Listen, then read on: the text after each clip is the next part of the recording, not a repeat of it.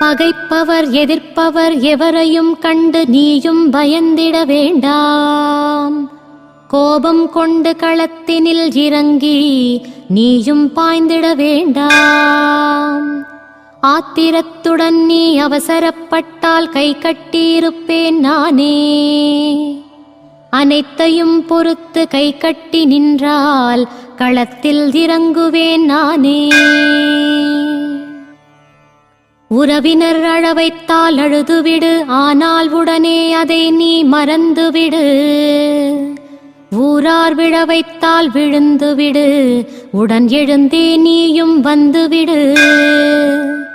உன்னை அழ வைக்க விழ வைக்க இங்கே எவராலும் இனி முடியாது.